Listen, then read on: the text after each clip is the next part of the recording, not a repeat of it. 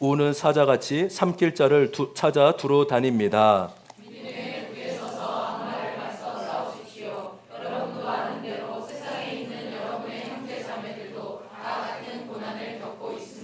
아멘. 여러분 큐티 잘하고 계신가요? 여러분 큐티는요 의무나 형식이 아닙니다. 큐티는 하나님의 자녀의 삶의 방식입니다. 한번 따라 볼까요? 큐티는 하나님의 자녀의 삶의 방식이다. 아멘. 여러분 세상 사람들은 돈이나 자기 힘을 믿고 의지하며 살아가는 자들이죠. 그러나 하나님의 자녀는 하나님을 의지하고 하나님의 말씀을 마음에 두며 살아가는 자들입니다.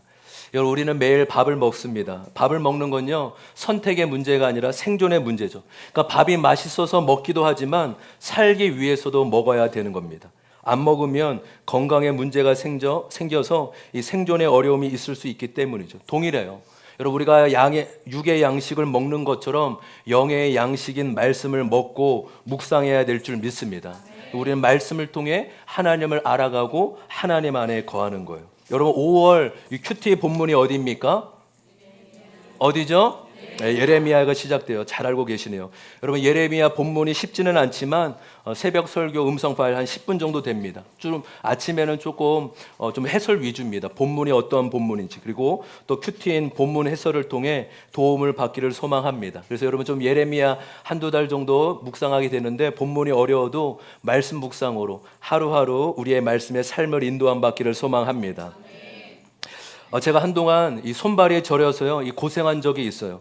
그러니까 수시로 이제 손발이 저리고 시려서 이 충대병원 가서 뭐 검사도 쭉 해봤는데 뭐 사진상으로는 이상이 없이 나왔습니다. 그래서 계속 저려서 이 한의원에 가 보니까 이쪽 왼쪽 이 골격계에 이렇게 신경이 눌려가지고 그럴 수 있다라는 거예요. 그리고 이제 의사 선생님이 말씀하시기를 자세가 바르지 않거나 이 몸의 균형이 맞지 않을 때 이 몸의 이상이 찾아온다고 말씀하시더라고요. 여러분 몸의 균형을 척추가 맞춰주는 겁니다. 여러분 척추가 틀어지면요 골반도 틀어지고 다리나 어깨도 다 높이가 달라지는 거예요. 그래서 균형만 틀어지는 게 아니라 여러분 위나 장기, 그러니까 요즘에 여러분 추나가 다 보험이 적용이 됩니다. 그렇죠? 그래서 보험이 적용 조금 비싸긴 하지만 그래도 가끔 좀 몸이 틀어지거나 몸이 좋지 않을 때 추다 요법을 받고 또 운동도 하면서 몸의 균형을 잘 맞추시기를 바랍니다. 이 말씀을 드리는 이유는요, 여러분 몸의 균형이 중요하듯이 신앙생활에도 균형이 매우 중요하다라는 거예요. 한쪽으로 치우치지 않는 균형 잡힌 신앙이 중심을 잡아야 우리의 신앙이 건강하게 자라게 될 줄 믿습니다. 여러분 어떤 사람은 여러분 고기를 좋아하면서 야채는 별로 안 먹는 사람이 있어요. 또 어떤 사람은 고기는 좋지 않다고 해서 야채만 먹는 사람이 있습니다. 그렇지 않아요. 여러분 고기가 단백질이기 때문에 고기도 잘 먹어야 되고 또 야채도 비타민이나 여러 가지 섬유질이 있기 때문에 먹어야 되는 것이죠. 여러분 오늘 우리 저녁에 고깃집이요 야채가 무한리필이에요. 고기가 무한리필이면 좋겠지만 아쉽게도 고기는 적당하게 잘 드시고 야채는 무한리필이니 맛있게 마음껏 드시기를 바라겠습니다. 여러분 신앙에서 균형과 함께 꼭 갖춰야 될 게 분별입니다. 분별 한번 따라해 볼까요? 분별을 갖춰야 된다.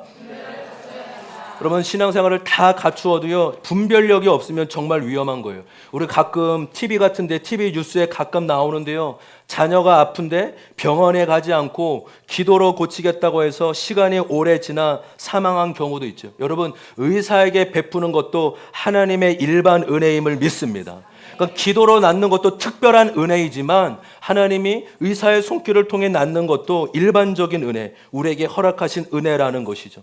여러분 우리는 꿈을 꿉니다. 여러분 모든 꿈을요 영적으로 해석하면 전혀 다른 길로 빠질 수 있습니다. 꿈은요 대부분 개꿈이에요. 물론 하나님께서 꿈으로도 말씀해 주시기도 하지만 언제나 말씀을 통해 비추어 보고 해석해야 될 줄 믿습니다. 우리 그래서 한번 고백해 볼까요? 신앙생활에서 중요한 건 균형과 분별이다. 아멘. 여러분 균형과 이 분별력을 가진 신앙에서요 우리가 알아야 될 것이 있다면 바로 사단의 존재예요. 사단의 존재. 여러분, 신앙의 본질이 무엇입니까? 신앙이란 하나님과 그분의 아들 예수 그리스도를 알아가는 것이에요. 요한복음 17장 3절의 말씀입니다. 다 함께 읽어보겠습니다. 시작. 영생은 오직 한 분이신 한 하나님을 알고 또 아버지께서 보내신 예수 그리스도를 아는 것입니다. 아멘. 여기 신앙이 무엇인지, 영생, 영원한 삶이 우리에게 무엇인지 말씀해주고 있는 것입니다. 여러분, 영생이란, 신앙이란 하나님과 그분의 아들 예수 그리스도를 알아가는 것임을 믿습니다. 물론 여기서 안다는 것이요, 어떤 지식적인 알미 아니라 관계를 통한, 교제를 통해 알아가는 것이라고 말씀을 드렸죠. 그래서 우리가 삼위일체 되시는 하나님을 알아가고 만나는 것이 신앙의 본질임을 믿습니다.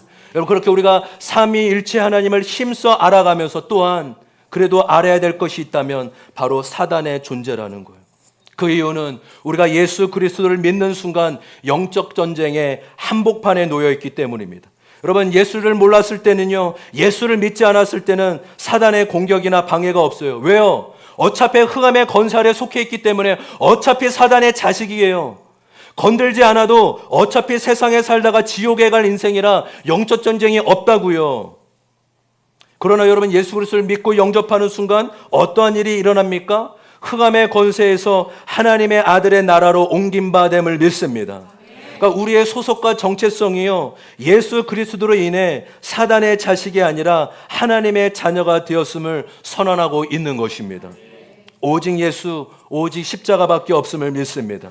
여러분, 그렇기 때문에 예수를 몰랐을 때, 예수께 속해 있지 않을 때는 사단의 공격이 없었다고요. 어차피 세상 가운데 살다가 지옥에 갈 인생이기 때문에. 그러나 하나님의 은혜로 하나님의 자녀가 되는 순간 이제 본격적인, 이제 직접적인 사단의 공격과 영적 전쟁이 시작된다라는 거예요.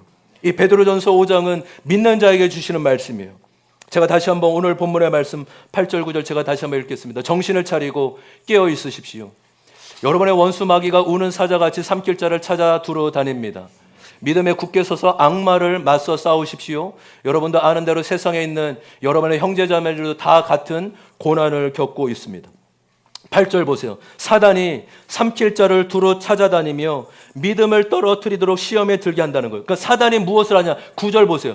바로 믿는 자들의 믿음을 잃어버리도록, 하나님을 떠나고 시험에 들도록 사단은 끊임없이 공격하고 방해한다라는 것입니다. 사단의 공격은 다른 게 아니에요. 우리가 하나님을 신뢰하지 못하도록, 하나님을 믿지 못하고 하나님께 나아가지 못하도록 믿음의 끈을 놓도록 공격하고 방해하고 있다는 것입니다. 여러분, 우리가 살고 있는 이 세상은요, 우리가 망가지고 불행하기를 간절히 원하는 존재가 있어요. 우리가 영생을 얻고 하나님 안에 풍성한 삶을 살아가는 것을 못마땅하게 여기는 그런 존재가 있다고요. 바로 요한복음 10장 10절에 나오죠. 요한복음 10장 10절 같이 한번 읽어보겠습니다. 시작. 도둑은 다만 훔치고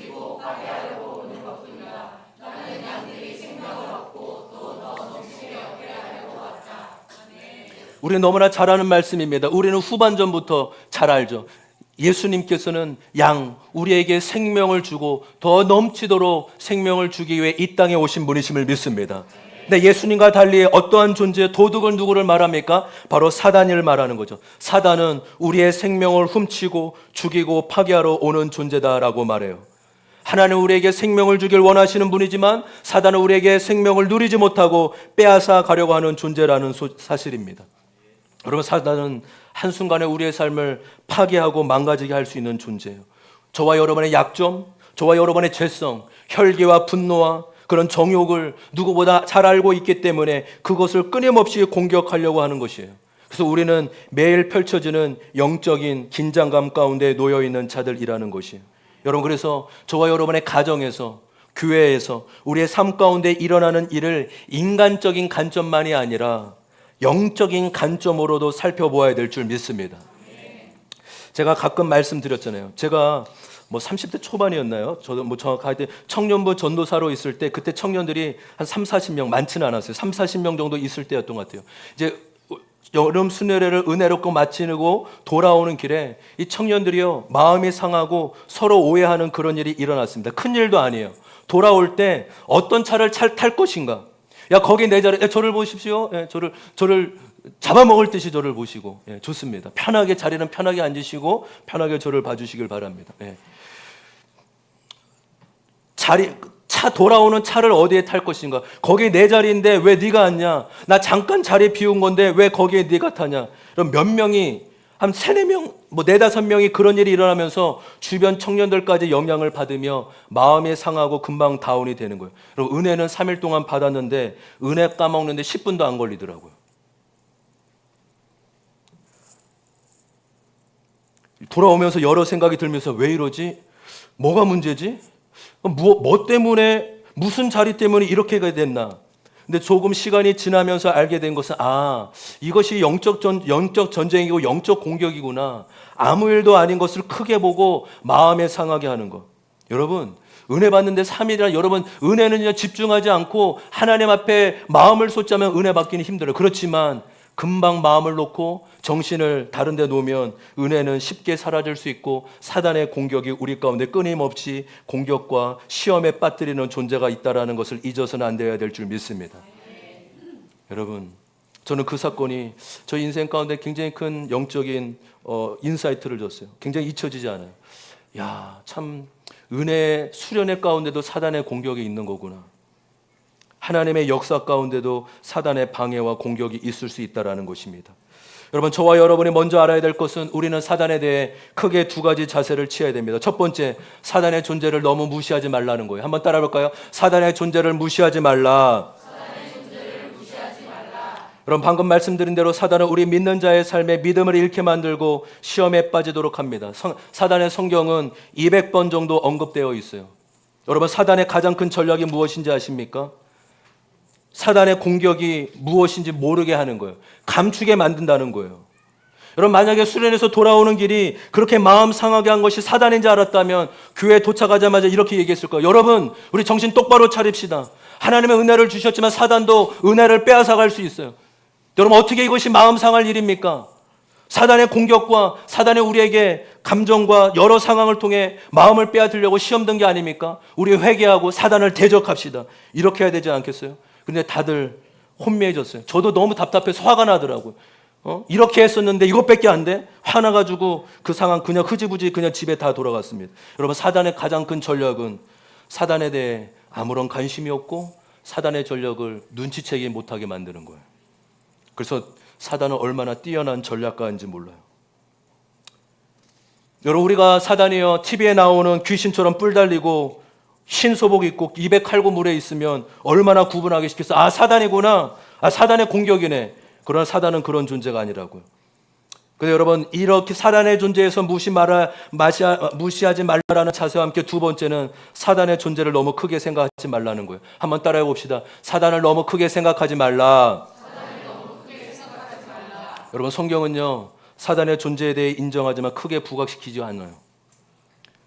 구약과 신약에서는 사단이 200번 정도 나온다고 했지만 간단한 묘사와 설명만 있을 뿐 크게 초점을 맞춰 다루지 않습니다. 왜 그런지 아십니까? 사단과 하나님은 비교 대상이 아니에요. 여러분, 잘 들으세요.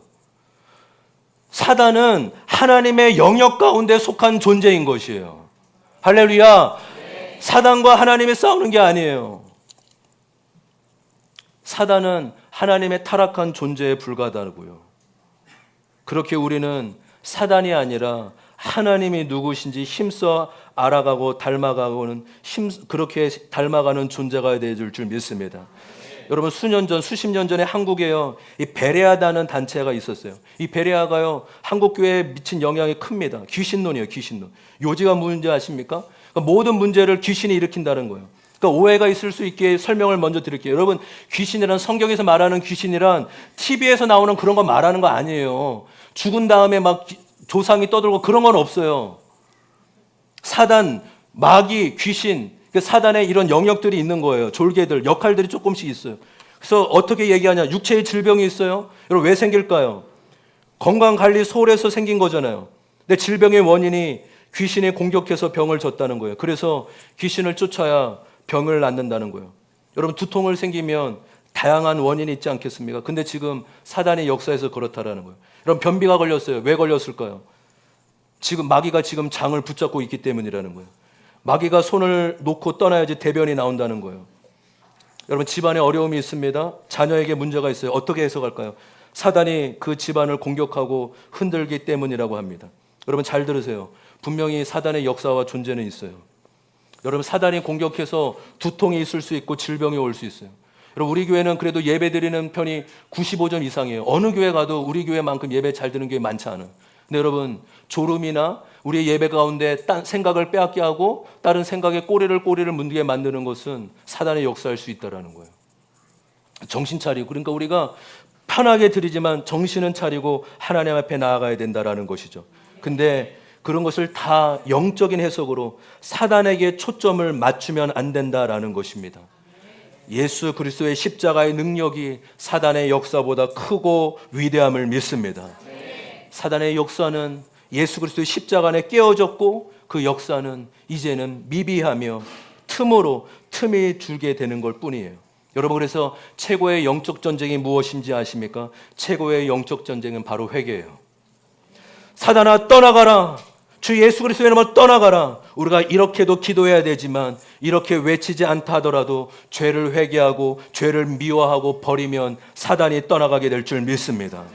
할렐루야, 아멘. 크게 합시다. 아멘. 최고의 영적 전쟁은 회개라고요.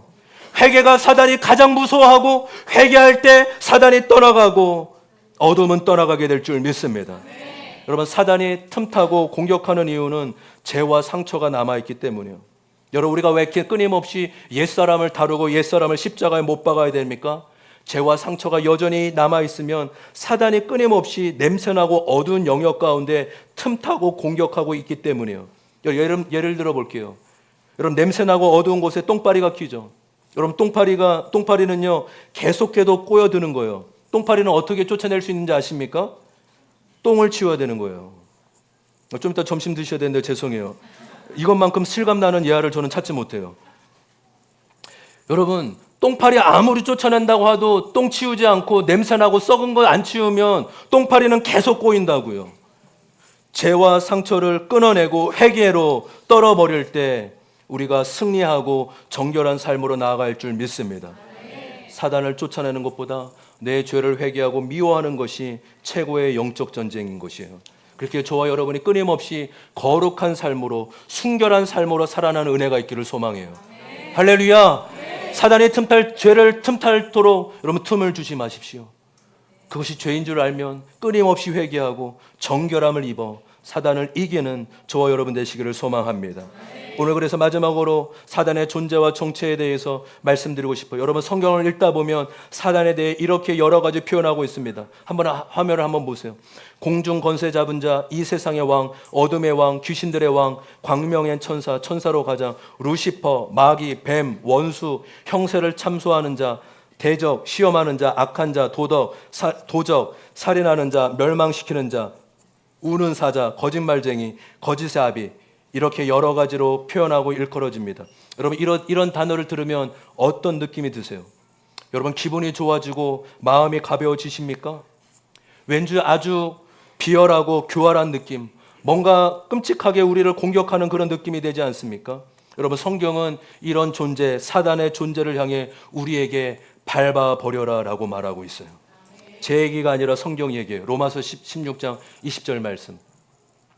평화의 하나님께서 곧 사탄을 쳐부셔서 여러분의 발 아래 짓밟게 하실 것입니다. 우리 주 예수 그리스도의 은혜가 여러분과 함께 있기를 빕니다. 할렐루야. 우리가 어떤 존재냐 하면 예수를 믿는 자는 사단을 우리 발 앞에 내려놔 밟으라고 말하고 있습니다. 사단에게 짓밟히는 존재가 아니라 우리가 오히려 사단 위에서 사단을 짓밟고 승리하고 내쫓는 존재임을 믿습니다. 그래서 세 가지만, 사단의 존재와 정체에 대해 세 가지만 말씀드리려고요. 첫 번째, 사단은 교만한 자예요. 따라해볼까요? 사단은 교만한 자이다. 사단은 교만한 자이다.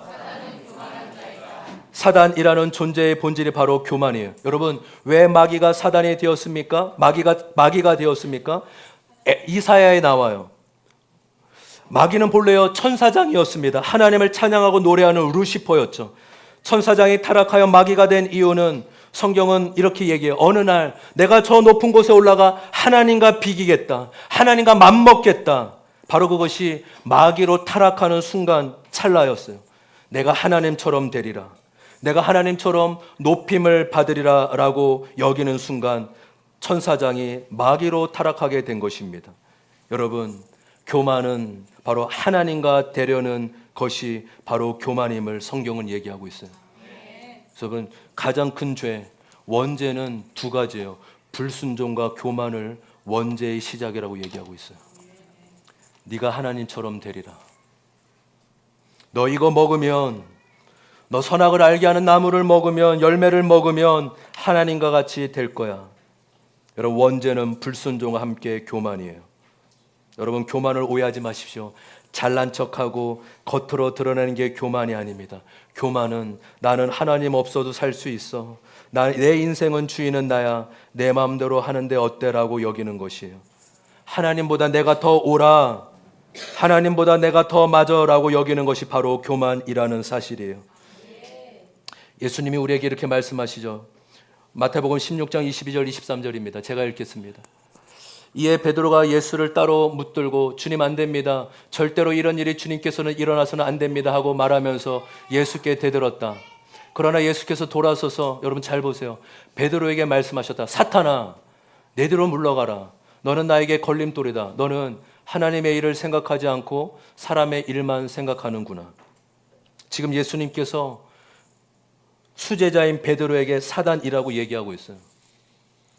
보이지 않는 영의 세계 보고 사단이라고 한 게 아니라 베드로를 향해 베드로를 가리켜 사단이라고 부르고 있습니다. 그 이유가 무엇이에요? 바로 23절의 말씀처럼 하나님의 일을 생각하지 않고 사람의 일만 생각하기 때문이라는 거예요. 여러분, 여기에서 일이란 우리가 말하는 그 일이라는 의미 아닌 거 아시죠? 그러니까 뭐 하나님의 일만 하라 그 의미가 아닌 거 아시죠? 문맥상으로. 그렇죠? 하나님의 일이란 하나님의 뜻, 하나님의 계획, 하나님의 역사를 의미할 줄 믿습니다. 사람의 일이란 내 뜻, 내 생각, 내 주장을 말하는 거예요. 그러니까 내 생각이 다 사단적이다 그게 아니라 내 생각과 내 주장만 하고 있다면, 나에게만 몰두하고 있다면 그것이 사단에 노릇하고 있다라고 할 수 있는 것이에요. 여러분, 이것을 우리가 자주 표현하는 것으로 바꿔보면 무엇일까요? 내가 옳아, 내가 당신보다 더 옳아, 이거예요. 우리는 가정에서 남편 말, 아내 말 듣기를 싫어합니다. 우리는 부모님 말 듣기를 싫어요. 왜요? 내가 옳다라고 여기기 때문이죠. 당신이 뭘 한다고 그래? 여보, 그만 얘기해. 당신이 뭘 한다고 나한테 그런 얘기해. 엄마 뭘 한다고 나한테 그래요. 그만 좀 잠소리해요. 알았다고요. 듣지 않으려고요. 왜 그런지 잘 들으세요. 교만해서 그래요. 우리 자녀들 잘 들으세요. 10대 청소년들 잘 들으세요. 사춘기 때문에 당연한 게 아니라고요. 부모님 말 듣기 싫죠? 안 그래요? 왜요? 부모님이 날 모르기 때문에. 맞아요. 물론 그것도 많지만 내가 교만해서 듣기 싫다고요. 우리 어른들만 죄인이고 여러분 우리 친구들은 죄인 아니에요? 아니에요. 여러분도 똑같이 100% 죄인이에요.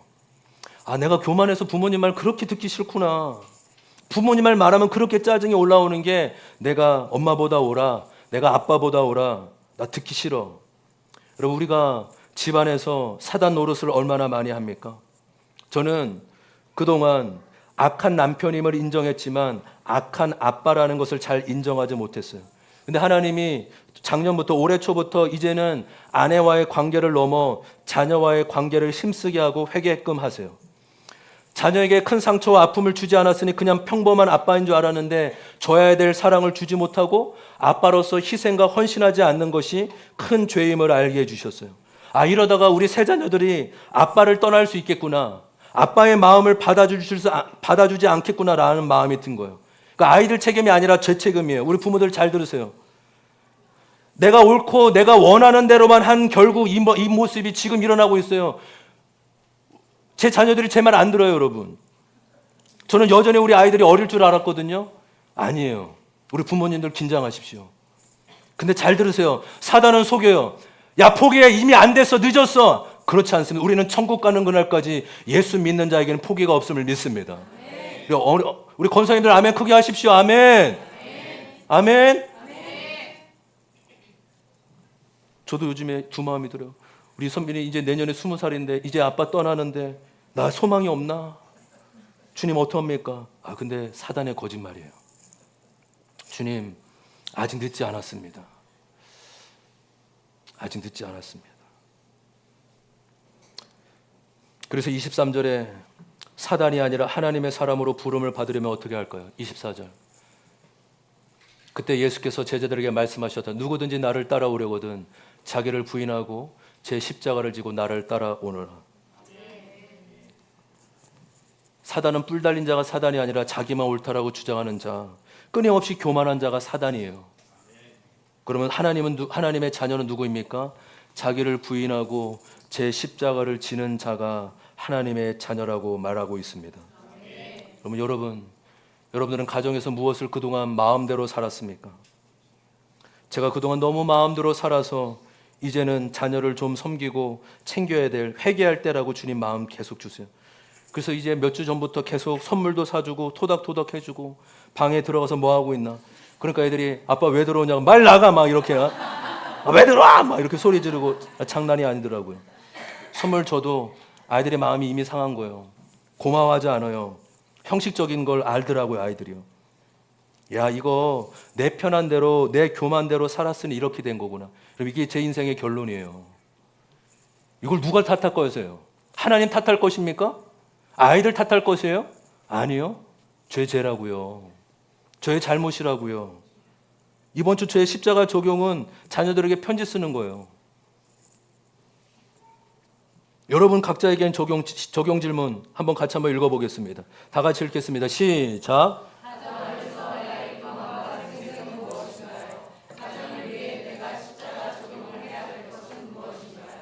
그럼 말씀 들으면 찾아보세요. 내가 나를 부인하고 이전까지 내 가정에서 내 마음대로 살았다면 이제 나를 부인하고 희생하고 헌신해야 될 것이 무엇인지 찾아보시길 바랍니다. 두 번째로 사단은 거짓말하는 자입니다. 한번 따라할까요? 사단은 거짓말하는 자이다. 요한복음 8장 44절입니다. 제가 읽겠습니다. 너희는, 여러분 이 말씀은 굉장히 신앙생활에 아주 핵심적이고 본질적인 말씀이에요. 너희는 너희 아비인 악마에서 났으니 또 그 아비의 욕망대로 하려고 한다. 그는 처음부터 살인자였다. 또 그는 진리 편에 있지 않다. 그것은 그 속에 진리가 없기 때문이다. 그가 거짓말을 할 때 본성에서 그렇게 하는 것이다. 그는 거짓말쟁이이며 거짓의 아비이기 때문이다. 여러분 이 말씀만큼 사단의 본질과 사단의 정체를 분명하게 드러내고 있지 않아요. 사단은 누구입니까? 사단은 살인하는 자예요. 사단은 진리를 미워하고 거짓말을 늘 진리처럼 속이고 유혹하는 자가 사단이라고 얘기하고 있어요. 여러분 저는 가짜인데 거짓을 조작해서 사기치는 거 있죠. 보이시피싱. 저는 아직 보이시피싱을 당한 적이 없어요. 근데 언제 당할지 몰라요. 여러분 보이시피싱은 당한 사람은 어리석고 무지해서가 아니에요. 보이시피싱은 무서운 거예요. 여러분 보이시피싱이 보이스, 음성, 프라이빗, 개인정보, 피싱, 낚시 이 합친 용어예요. 낚시하는 거예요. 낚시. 전화로 일어나지 않은 일을 거짓말로 상대방을 속이는 거잖아요. 여러분 사단은 보이시피싱의 1인자예요. 여러분 혹시 보이시피싱에 당한 분 계십니까? 야, 사단의 정체가 이런 거구나. 사단의 전략이 그런 거예요. 여러분 보이시피싱의 원조는 사단이라고요. 놀라운 건 뭔지 아세요? 목소리도 없어요. 사단은요. 보이시피싱은 목소리라도 들리죠. 사단은 목소리도 없고 생각으로, 감정으로 끊임없이 낚시로 우리를 속게 만든다라는 것입니다. 여러분 사단은 거짓말장이에요. 사단의 가장 큰 힘은 거짓말이라고요. 여러분 혹시 우리 중에 재미삼아 운세, 사주팔자, 타로, 이사 가는 날 여러분 이런 거 하면 안 돼요. 우리 친구들 잘 들으세요. 우리 분신삼바 요즘에 이런 거 없나요? 학교? 쓰러지고 막 이런 거 하면 안 돼요. 분신삼바 이런 거 굉장히 영적인 거예요. 사단의 장난이라고요. 야, 이런 거 진짜 여러분 해보면 알잖아요. 우리 친구들 막 넘어지고 막 볼펜이 막 얘한테 가르쳐서 야, 너 이렇게 하잖아요. 이거 진짜 이게 사단의 장난친다니까요. 여러분 재미로도 운세 이런 거 보지 마세요. 이런 거 하는 거 아니에요. 또 혹시 여러분 주변에 교회는 다니는데 믿음이 연약한 자에 분명히 알려주셔야 돼요. 여러분 그건 다 영적인 거예요. 하나님이 이스라엘 백성에게 가나안 땅을 정복하고 그곳에 들어갈 때 여러 가지 말씀 중에 하나가 그 땅에 신접한 자, 무당, 요술하는 자와 용납하지 말고 그들을 다 내쫓으라고 말씀하셨습니다. 왜요? 그것에 영향받을 수 있다라는 거예요. 우리 청년들 뭐 타로 그런 거 데이트할 때 타로 이런 거 보는 거 아니에요. 말도 안 되죠. 뭐 5천 원 주고 기도하고 결정하세요. 기도하고 만날지 헤어질지 결혼할지 금식하면서 기도해. 그걸 그 점으로 말하면 말이 돼요. 내가 해줄게. 내가 여기 큐티 오늘 말씀 봐라. 큐티 봐라 이렇게 제가 해줄 테니까 타로 뭘 그런 거예요. 응? 우리 아이들 연애할 때 부모님한테 다 허락받고 부모님 제가 연애해도 될까요? 오늘 큐티 보자. 큐티 보니까 지금 이렇게 말씀하시는 것 같다. 회개부터 해야 되지 않냐? 막 이렇게 얘기하고. 여러분 사단은 지금도 끊임없이 우리에게 거짓말로 속이려고 해요. 하나님 믿지 마. 믿으면 구속받아. 인생 재미없어져. 세상 봐봐. 야 세상 얼마나 재밌고 즐거운데. 여러분 사단의 최고의 거짓말이 뭔지 아세요? 야 인생 뭐 있어? 그냥 즐기며 사는 배. 야 인생 죽으면 끝나. 최고의 거짓말이 인생 죽으면 끝나. 인생 즐기며 사는 거예요. 여러분 인생의 죽음으로 끝이면 이 말이 맞는 말이지만 죽음 뒤에 영원한 심판이 있다면 이 말이 가장 크고 무서운 거짓말임을 분명히 밝혀야 될 줄 믿습니다. 여러분 그래서 저와 여러분은 사단이 거짓의 아비이기 때문에 우리는 거짓을 미워해야 되는 사람이에요. 거짓말, 거짓된 행동, 남을 속이는 행동 이런 거 하시면 안 되는 거예요. 여러분 거짓말 베스트에 대해 들어보셨어요? 간호사가 이 주사 하나도 안 아파요. 장사하는 분이 이거 미치고 파는 거예요. 중국집 주인이 출발했어요. 금방 도착합니다. 자리를 양보 맡은 할머니가 아이고 괜찮은데. 여러분 사단도 우리에게 하는 거짓말 베스트가 있다고요. 조금 전에 말씀드린 것은 인류 가운데 모든 사람 가운데 공통된 거짓 메시지. 야 하나님 믿으면 구속받아. 하나님 믿으면 재미없어. 근데 그거 말고 우리 개인에게 주는 거짓 메시지가 있어요. 너는 사랑받을 자격 없어. 야 네가 하나님 앞에 나온다고? 야 너 회개한다고 하나님 용서할 것 같아? 너 받아줄 것 같아? 성공하지 않으면 실패한 인생이야. 너는 쓸모없어. 야 니까짓 게 무슨 할 수 있어? 너의 가정은 이제 회복 불가능이야. 이제 너희는 소망 없어. 이런 거짓말로 사단은 끊임없이 속이려고 하고 있다는 겁니다. 여러분 사단의 거짓말에 속지 않기를 바랍니다. 사단의 가장 큰 힘은 거짓말이라고요. 이 거짓말은요 우리 다음 주에 마지막으로 이야기했죠. 한 가지만 기억하세요. 거짓은 오직 진리로만 이길 수 있는 거예요. 할렐루야. 거짓은 힘으로도 이길 수 없고 능으로도 이길 수 있는 것이 아니라 꼭 하나 진리로밖에 못 이겨요. 사단은 최고의 전략가이고 무서운 존재예요. 여러분 사단은 저와 여러분이 쉽게 이길 수 있는 게 아니라 오직 진리로만 이길 수 있음을 믿습니다. 우리 두 번째 적용 질문 같이 한번 읽겠습니다. 두 번째 적용 다 같이 읽습니다. 시작. 사람에게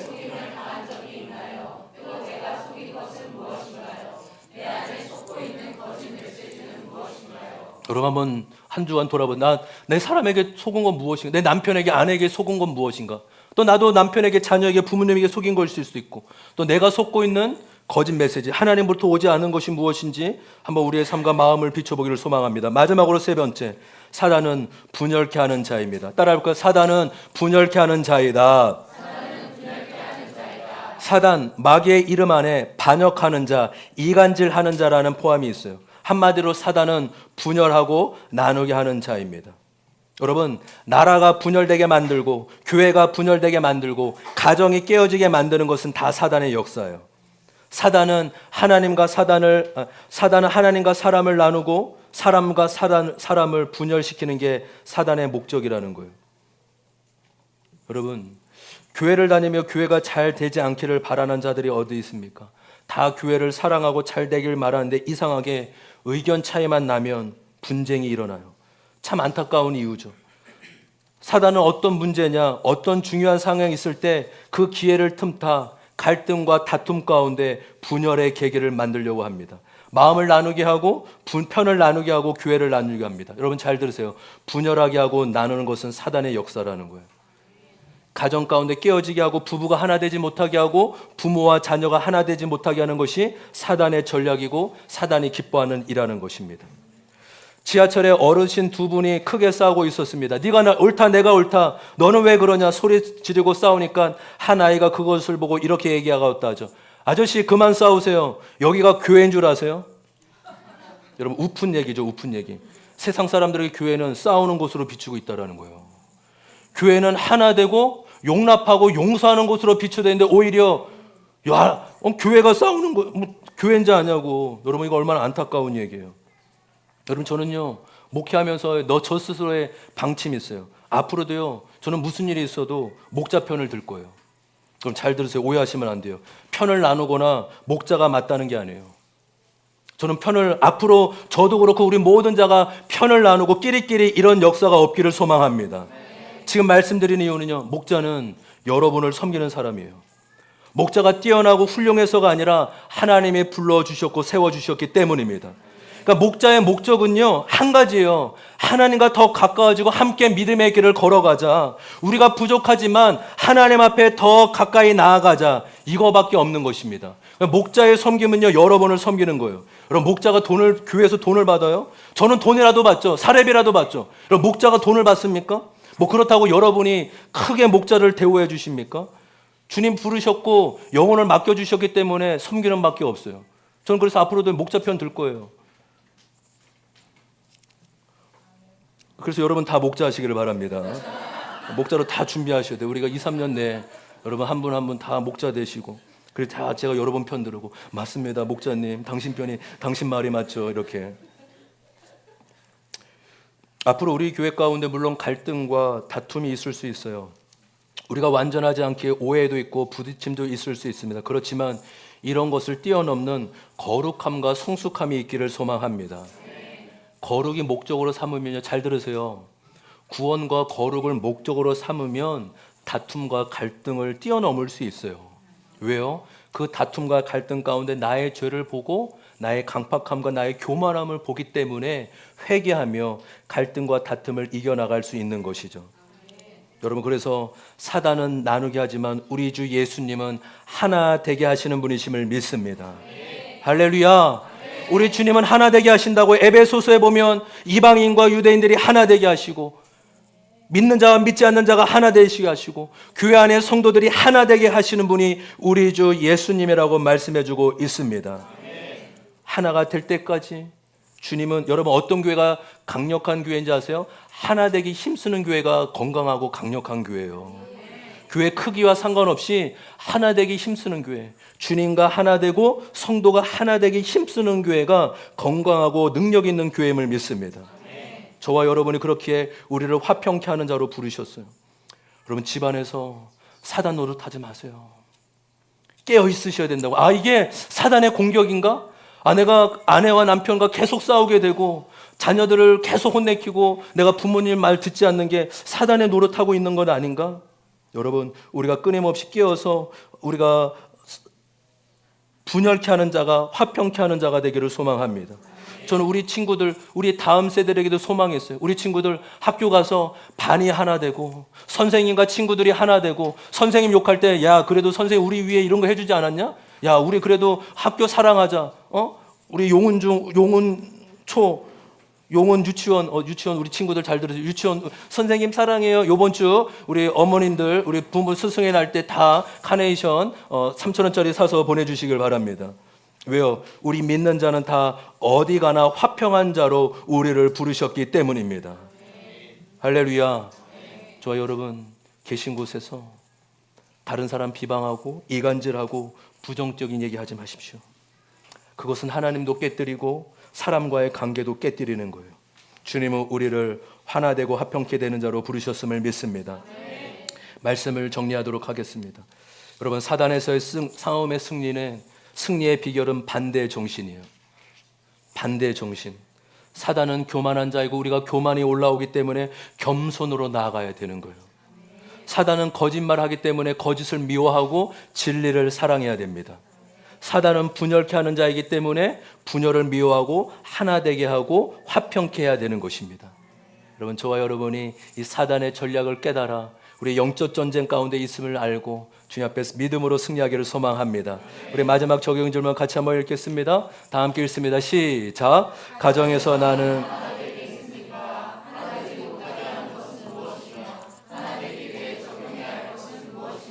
아멘. 우리 어른 성도님만이 아니라 청년들, 청소년들도 다 목장 모임에서 나눠보셨으면 좋겠어요. 내가 부모님 말씀 듣기 싫어하는 게 뭐지? 내가 그거 왜 듣기 싫어할까? 그래서 우리의 마음과 삶을 하나님 앞에 또 정결함으로 나아갈 수 있는 은혜가 있기를 소망합니다. 우리 다